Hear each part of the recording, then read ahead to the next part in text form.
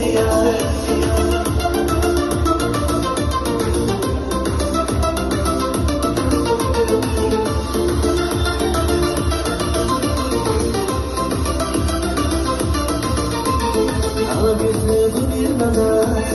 Aku cara bebas, sakat memuaskan zamazaz.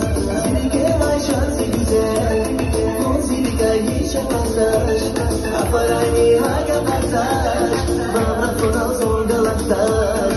Bir pegan şansı güzel, yanlış olsa da kuna kalem kimsesi kadar. Nasıl karanlık bana sabire taşan ziyan. Yanlış olsa da kuna kalem kimsesi kadar. Nasıl karanlık bana sabire taşan ziyan.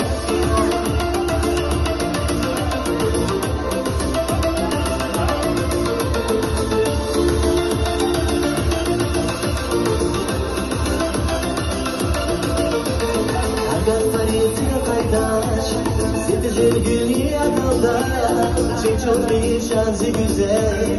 Ayağımda gör şansı şirin, hakastan da sas müpürüm. Şans o bir tarak serin, ona falan kıymetli. Zangira o şansı güzel. Yanlış bozarsak kuna kalem kimsesi kadar. Nasıl karanlık bana zangira taşan ziyan. Yanlış bozarsak kuna kalem kimsesi kadar. Nasıl karanlık bana zangira taşan ziyan.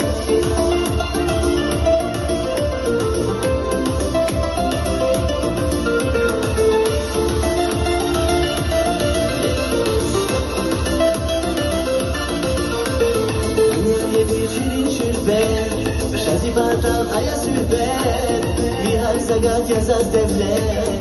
Kanayırki şansı güzel, bir tansızlığı bokiyer. Şuna kurmayı derler, savun galası kaditer. Kanayırki şansı güzel, yanlış bulsa da buna telef kimsesi kadar. Nasıl kalayık bana zabdire taşan ziyan.